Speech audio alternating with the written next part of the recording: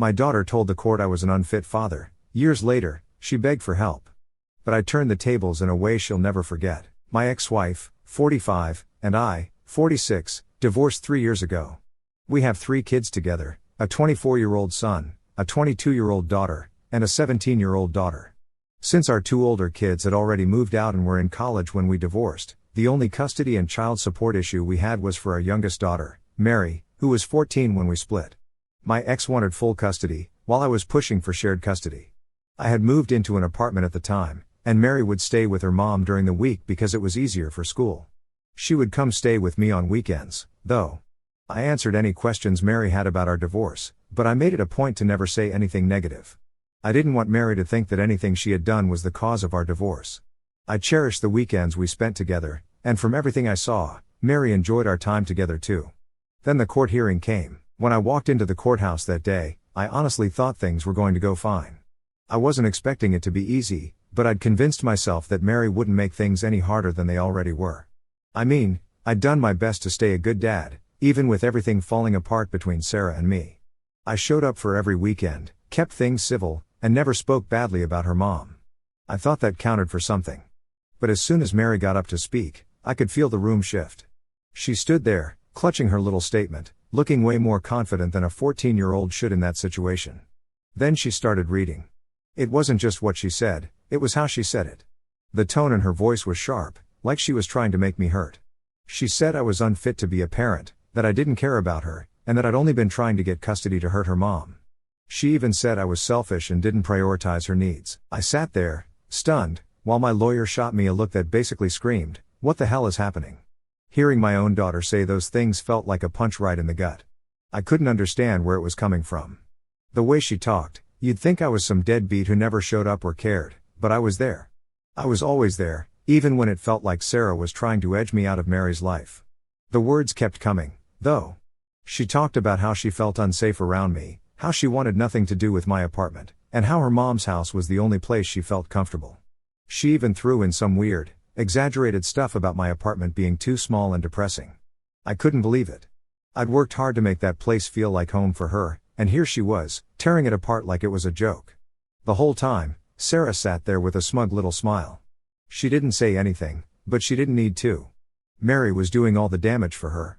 I wanted to speak up so badly. I wanted to interrupt and tell Mary she was wrong, to remind her of all the times we'd had fun together, all the weekends I'd spent trying to make her feel normal despite everything going on. But I couldn't. I just had to sit there and take it. By the time Mary finished, my hands were shaking, not from anger, but from the sheer pain of it all. How could my own daughter, my baby girl, say those things about me? Did she even believe them, or was this just Sarah's influence? I didn't know what hurt more, the possibility that she truly hated me or the thought that Sarah had convinced her to. When the hearing ended, I tried to talk to her. I wasn't going to yell or argue, I just wanted to understand. I followed her out into the hallway, called her name, and said, "Mary, can we please talk for a minute?" She didn't even stop. She just glanced over her shoulder and said, "There's nothing to talk about," before walking off with Sarah. And Sarah, of course, turned around and gave me this cold, satisfied look before telling me to leave them alone. I can't even describe how empty I felt in that moment. It wasn't just that Mary didn't want to talk, it was the realization that she might never want to again. I drove home that night in silence, replaying the whole thing over and over in my head. Every word she said felt like a stab. Unfit, selfish, unsafe. None of it made sense, but there was no way to defend myself without making things worse. I spent the next few days wondering where I went wrong. Did I not do enough during the marriage? Was it my fault for moving out and leaving Sarah to handle the weekdays? Or was this just Sarah poisoning Mary against me? It didn't matter which option it was, they all sucked. From that day on, everything changed. I knew I'd lost something important, and I wasn't sure I'd ever get it back. But the worst part wasn't even the loss, it was the fact that Mary didn't seem to care at all. After the custody hearing, things were different. I don't even know how to explain it. It wasn't like Mary and I had some huge blowout argument or an official "we're done" moment, but after that day, she stopped answering my texts. She wouldn't pick up when I called, and when I tried to check in through Sarah, all I'd get was vague responses or, more often, silence. The weekends I used to look forward to so much, they were just gone. No explanation, no "I don't want to come over," nothing. I'd sit in my apartment on Friday nights, waiting for her to show up, hoping maybe she'd changed her mind, but she never did. At first, I told myself she was probably just angry or upset and needed some time. But as the weeks turned into months, it was clear she was done with me. I didn't want to push her, you know? I thought if I gave her space, she'd come around eventually. So I kept texting her, just little things, hope you're doing well. Good luck on your test this week. Miss you, kiddo. Stuff like that. I didn't get a single response, not even a thanks. Every now and then, I'd hear from Josh or Emma. They'd give me bits and pieces about Mary, how school was going, that she'd made the cheerleading team, stuff like that. It wasn't much, but at least it was something. They didn't seem to know much more than I did about why she'd cut me off, though. When I asked if Mary had said anything to them about me, they both said no, she just didn't talk about me at all. One day, Emma called me. She said Mary had mentioned something about feeling abandoned during the divorce. That caught me completely off guard. I mean, I fought tooth and nail for shared custody. How could she think I abandoned her when I was the one trying to keep us connected? I tried reaching out again after that. I sent her a longer text, saying how much I missed her and that I was sorry if she ever felt like I wasn't there for her. I told her I'd always be there if she wanted to talk, no matter what. And you know what? I got nothing. It was like I didn't exist. At some point, Sarah stopped even pretending to keep me in the loop. Anytime I tried to ask about Mary, her grades, how she was doing emotionally, anything, Sarah would just shut me down. She's fine, she'd say, like that was supposed to be enough. It got to the point where the only connection I had to Mary was the child support payments I sent every month and the college fund I kept contributing to. I didn't stop, though. Even if she hated me, I wasn't going to give up on my responsibility as her dad. It wasn't all bad, though. Around this time, I started dating Lisa. She was a single mom with 3 kids of her own, and honestly, she was the first real bright spot in my life since the divorce. Lisa understood what I was going through, her ex had made things messy for her too. Her kids were great, and for the first time in a long time, I felt like I had some stability. But even with Lisa in my life, there was always this Mary-shaped hole I couldn't fill. Every time I saw her picture on social media or heard about her from Josh or Emma, it was like a reminder of how badly I'd failed. I kept thinking, what could I have done differently? How do I fix this? The thing is, I couldn't fix it, not on my own, anyway. Mary had made her choice.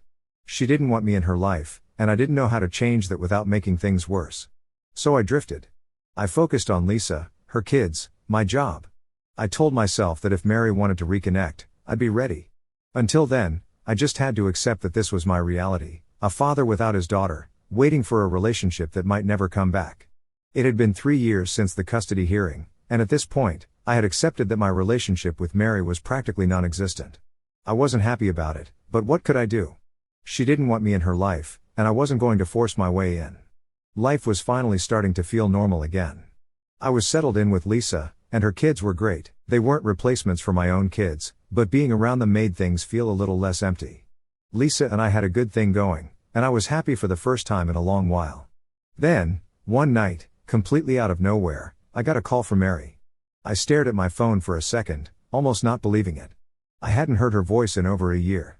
Part of me wanted to let it go to voicemail. I mean, what could she possibly want now? But of course, I picked up. "Dad," she said, and immediately I could tell she'd been crying. Her voice cracked, like she was trying to hold it together, but it wasn't working. "What's wrong?" I asked, already feeling that knot in my stomach. She started talking fast, like she didn't know how much time she had to explain. "Mom kicked me out. I don't have anywhere to go. I didn't know who else to call." Hearing her say that, after everything, tore me up inside. For so long, I'd been the last person she wanted to talk to, and now, when she had nowhere else to turn, I was the one she called. I didn't know whether to feel relieved or heartbroken. "Of course you can come here," I told her. "We'll figure it out, okay?" Lisa was sitting on the couch next to me, and she gave me this look, half confused, half concerned. I mouthed, "It's Mary," and she nodded, not saying a word. When Mary showed up at the house, she looked different, not just older, but tired, like she'd been carrying some heavy stuff for a while. She hugged me when she came in, which caught me off guard. I mean, this was the same girl who hadn't even wanted to text me back, and now she was hugging me like her life depended on it. I didn't push her for details right away. I figured she'd tell me when she was ready. And sure enough, later that night, she opened up a little. "Mom and I got into a fight," she said, sitting at the kitchen table with a mug of tea Lisa had made her. "She said she can't deal with me anymore." I tried to keep my face neutral, but inside, I was furious. I couldn't believe Sarah would just throw her out like that. What happened? I asked gently. Mary hesitated, looking down at the table. I threw a party while she was out of town. Things got out of hand. Some stuff got broken. It wasn't the whole story, I could tell, but I didn't press. What about the other stuff, she said. I asked carefully. Mary sighed, her shoulders slumping. She thinks I have a drug problem, but I don't. I've smoked weed a few times, but it's not like I'm doing anything serious. I wanted to believe her, but I wasn't sure. This was a side of Mary the first didn't really know, and I wasn't sure how to navigate it. After she went to bed, Lisa and I stayed up talking. What are you going to do? Lisa asked. I don't know, I admitted. She can stay here for now, but long term, I'm not sure. Lisa looked worried. I want to help, but we have to think about the kids. They don't know her, and if what her mom's saying is true. She didn't finish the sentence, but I knew what she meant. It wasn't just about me and Mary anymore. I had a whole new family to consider, and I couldn't just make a decision without thinking of them. That night, I lay awake for hours, staring at the ceiling. For the first time in years, Mary was back in my life, and all I could think about was how completely unprepared I felt. I wanted to help her, but I had no idea what that was supposed to look like. All I knew was that the next few days were going to be some of the hardest I'd ever faced. The next morning, after Mary had slept in a bit, I decided to get more clarity on what had happened. It wasn't like I wanted to grill her or anything, but if I was going to figure out how to help her, I needed to know the full story. Hey, Mary, I said as she sat down at the kitchen table for breakfast. Lisa had already taken her kids to school, so it was just the two of us. I don't want to push, but can you tell me more about what happened with your mom? She avoided my eyes, stirring her cereal for way too long before answering. I told you, Dad. I threw a party, some stuff got broken, and Mom freaked out. Okay, I said carefully, trying to keep my tone neutral, but your mom doesn't just kick you out over a party. There's got to be more to it. Mary sighed loudly and pushed her bowl away. She's been on my case for months about stupid stuff, my grades, my friends, everything. The party was just the last straw, I guess. I could tell she wasn't giving me the full picture, but I didn't want to push too hard and make her shut down completely. Instead, I decided to call Sarah and get her side of the story. The call wasn't exactly pleasant. As soon as Sarah picked up, she launched into her usual condescending tone. Oh, so now you want to get involved? Where were you when she was spiraling, huh? Spiraling? I repeated. What are you talking about? Sarah went on to tell me that Mary had been caught skipping school, failing classes, and, according to her, hanging out with a bad crowd. She claimed the party wasn't just some minor thing, it had been a full-blown disaster. The house was trashed, and several expensive items were either broken or stolen. And don't even get me started on the drugs, Sarah added. I found weed in her room weeks ago, and I'm pretty sure she's using more than that. Hearing all this made my stomach turn. Was Mary really that far gone, or was Sarah exaggerating? I knew she wasn't exactly known for handling things calmly. When I got off the phone, I went back to Mary, who was scrolling through her phone on the couch. I talked to your mom, I said, sitting down across from her. Her eyes narrowed. Of course you did, she said. Mary, she says you've been skipping school and failing your classes. Is that true? She shrugged, not meeting my gaze. School's been hard, okay? I've had a lot going on. And the weed? I asked. That got a reaction. She sat up straighter, her face defensive. It's not a big deal, Dad. It's just weed. Everyone smokes it. I leaned forward, trying to keep my voice calm. I'm not here to judge, Mary. I just need to understand what's going on so I can help you. She crossed her arms and glared at me. Help me? Like you've been helping me the past 3 years? Yeah, okay. That stung, but I let it slide. Look, your mom thinks you have a drug problem. Is there anything else I need to know? Mary rolled her eyes. She's exaggerating, like always. I threw a party, it got out of hand, and now she's acting like I'm some kind of criminal. I didn't know what to believe. On one hand, Sarah wasn't the most reliable narrator, but on the other, Mary's defensiveness didn't exactly scream innocence. That evening, Lisa and I had a long talk after the kids went to bed. She says it's just weed, I told her, but Sarah's convinced it's more. Lisa looked worried. And you believe her? I don't know, I admitted. Mary's not exactly giving me much to work with, Lisa sighed. Look, I feel for her, but we have to think about the kids. If what Sarah's saying is true, having her here might not be the best idea. I nodded, even though it made me feel sick to my stomach. The idea of turning Mary away after she'd finally come to me for help felt wrong, but Lisa had a point. Her kids didn't know Mary at all, and the last thing I wanted was to bring chaos into their lives. The truth was, I felt completely stuck. Mary needed help, real help, but I didn't know if I could give it to her. And with Lisa's concerns hanging over me, I started to wonder if I was in way over my head. The next day, I knew it was time to make a call. Mary was still at the house, acting like nothing was wrong. She was on her phone most of the time, barely speaking to me or Lisa unless she needed something. The tension in the house was thick. Lisa was trying to keep things normal for her kids, but I could tell she was worried.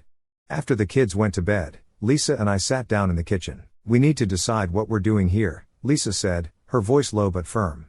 "I want to help her, I really do, but she can't just stay here indefinitely." I nodded, staring at the table. I'd been running scenarios in my head all day, and none of them felt right. "I know," I said, "but I don't know where else she's supposed to go. She's my daughter, Lisa. How do I just tell her no?" Lisa sighed, rubbing her temples.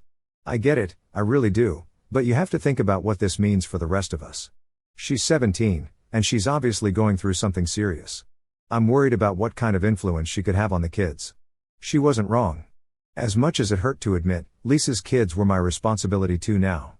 They didn't ask for any of this, and I couldn't risk them being dragged into Mary's problems.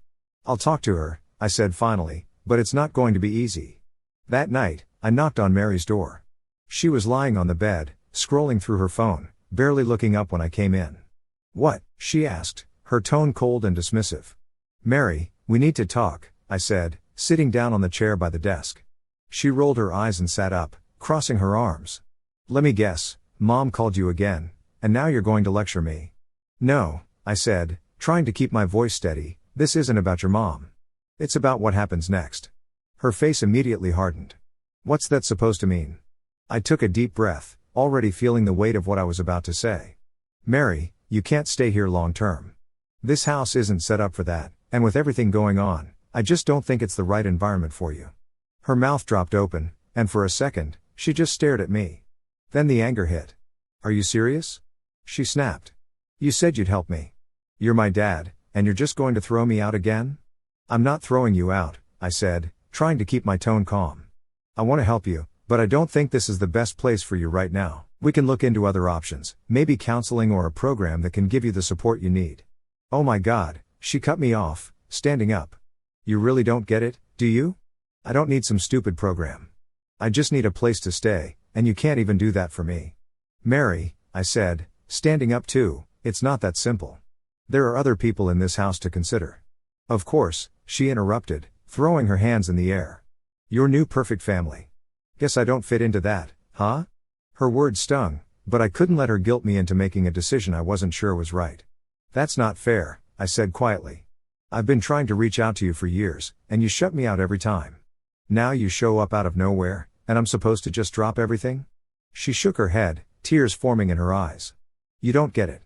You never got it. I called you because I didn't have anyone else, and now I see why." With that, she stormed out of the room, slamming the door behind her. The next morning, she packed her things and left without saying a word. I tried to talk to her before she left, but she just brushed me off. As the door closed behind her, I felt a crushing sense of failure. I'd tried to do what was best for her, for Lisa, for everyone, but it didn't feel like enough. Watching her leave was one of the hardest things I've ever had to do, but I didn't see any other way. Now I'm left wondering if I made the right choice. Did I protect my family, or did I just fail my daughter when she needed me the most? After Mary left, the house felt different, quieter, heavier, even. Lisa, who had been the most concerned about having her stay, seemed a little off. She tried to reassure me that I'd done the right thing, but it didn't feel that way. How could it? My daughter, who had come to me for help, had walked out the door, and I let her. The first few days after she left, I couldn't stop replaying the conversation in my head. I kept hearing her voice, "You don't get it. You never got it." Maybe she was right. Maybe I hadn't tried hard enough to understand what she was going through.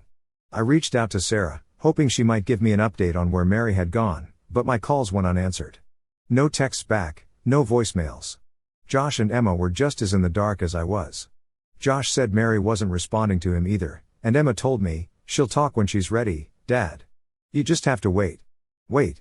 That's all I'd been doing for years, waiting for Mary to come around, waiting for her to open up, waiting for her to let me be her dad again. And now, when she'd finally turned to me, I'd sent her away. I couldn't shake the guilt. I threw myself into work and into spending time with Lisa and her kids, trying to distract myself, but no matter what I did, Mary was always on my mind. At night, when the house was quiet, I'd sit in the living room and wonder where she was, what she was doing, and if she was okay. I kept thinking about the last few years, how our relationship had fallen apart, and all the missed chances to fix it. Maybe if I'd pushed harder back then, this wouldn't have happened. Maybe if I'd fought more for shared custody or refused to let Sarah have so much control, Mary wouldn't have drifted so far away. But maybe doesn't change anything. It's just noise. A couple of weeks later, I got a text from Josh. "Hey, Dad, heard from Mary. She's back at Mom's. Doesn't want to talk about what happened." It was a relief to know where she was, but it didn't make me feel much better. She was back in the same situation that had driven her to call me in the first place. What if it just happened again? I tried texting her, just something simple. "Hey, Mary, I'm glad you're safe. Please let me know if you need anything. I'm always here." No response. Lisa did her best to comfort me, but even she struggled to find the right words. One night, after the kids were in bed, she said, "You can't beat yourself up forever, you know. You tried to help her, but you also had to think about what was best for everyone." "I know," I said, staring at the floor, "but she's still my kid. I should have done more." Lisa sat down next to me. "You can't pour from an empty cup. You've been doing everything you can, and at some point, Mary has to meet you halfway." It sounded reasonable, but it didn't feel that way. As a parent, you're supposed to show up no matter what. But when she finally needed me most, I'd sent her back to the same place that had hurt her. Months went by, and things started to settle back into a routine. I kept texting Mary every now and then, even though I never got a reply. Josh and Emma visited more often, but whenever I asked about Mary, they'd change the subject or shrug, like they didn't know what to say. I've spent a lot of time thinking about what I could have done differently. Should I have fought harder to keep her at my house? Should I have ignored Lisa's concerns and focused solely on Mary, or would that have caused even more damage in the long run? The truth is, I don't know. Maybe I'll never know. All I can do now is keep trying, keep reaching out, keep showing up, and hope that one day Mary will let me back into her life. Until then, I'm stuck in this limbo, regretting the past, unsure about the future, and wishing I'd done better when I had the chance.